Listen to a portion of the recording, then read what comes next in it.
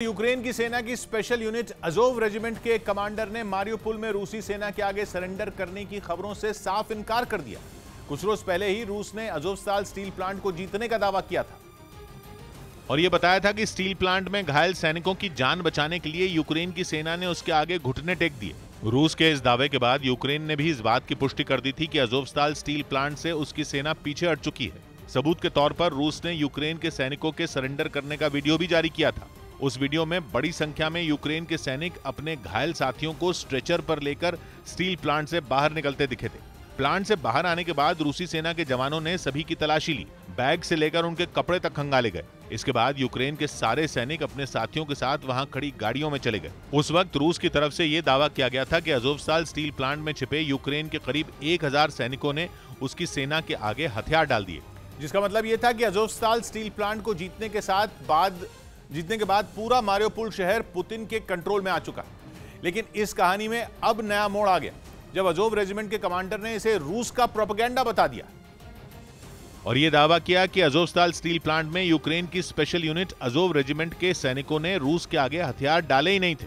Azov regiment के deputy commander स्वातिस्लाव पालामार ने बाकायदा एक वीडियो भी जारी किया जिसमें उन्होंने यह बताने की कोशिश की कि स्टील प्लांट में यूक्रेन की सेना का अभियान अभी खत्म नहीं हुआ है और रूसी सेना दुनिया को गुमराह करने के लिए सिर्फ झूठ फैलाने में जुटी है।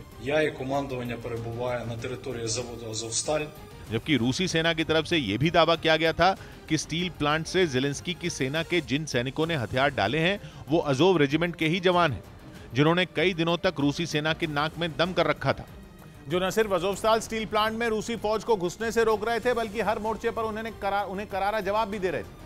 यही नहीं, यूक्रेन की सेना की स्पेशल यूनिट ने मारियोपोल शहर पर कब्जा करने में जुटी रूसी सेना को नाकों चने चबवा दिए थे, जिसके बाद शहर को अपनी मुट्ठी में करने के लिए रूस ने अपनी पूरी ताकत झोंक दी थी।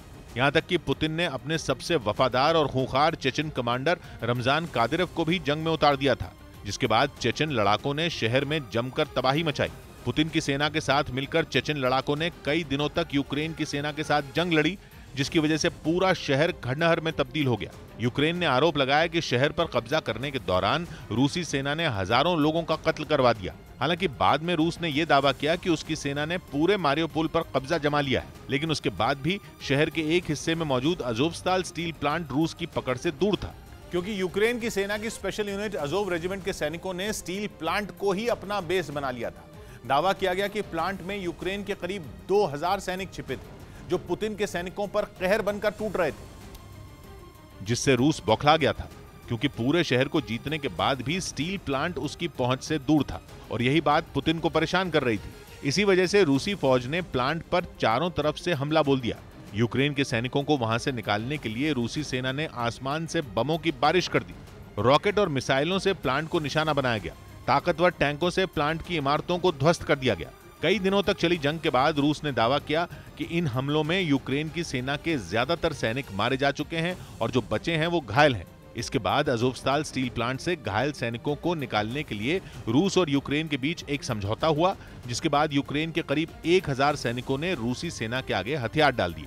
लेकिन अजोव रेजिमेंट के कमांडर के इस वीडियो के सामने आने के बाद पूरी कहानी ही बदल गई। मतलब यह कि स्टील प्लांट पर कब्जे की जंग अभी खत्म नहीं हुई है, ये दावा है।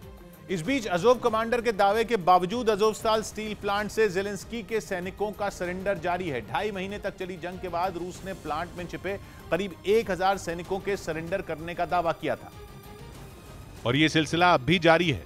मतलब यह कि अजोवस्ताल स्टील प्लांट में छिपे यूक्रेन के सैनिक लगातार रूसी सेना के आगे हथियार डाल रहे हैं। इसका एक वीडियो भी सामने आया जिसमें अजोव रेजिमेंट के कई सैनिक अपने सामान के साथ प्लांट से एक कतार में बाहर निकलते दिखे। सरेंडर करने वालों में कई महिला सैनिक भी शामिल थीं। प्लांट से बाहर निकलने के बाद रूसी सेना के जवानों ने तलाशी लेने के लिए सभी को एक जगह रोक दिया। इसके बाद पुतिन के सैनिकों ने एक एक कर सभी की तलाशी शुरू की। इसके लिए सड़क पर रूसी सेना के जवान थोड़ी थोड़ी दूरी पर खड़े हो गए, जिनके आगे अजोव रेजिमेंट के सैनिक अपने बैग की जांच करवाते नजर आए।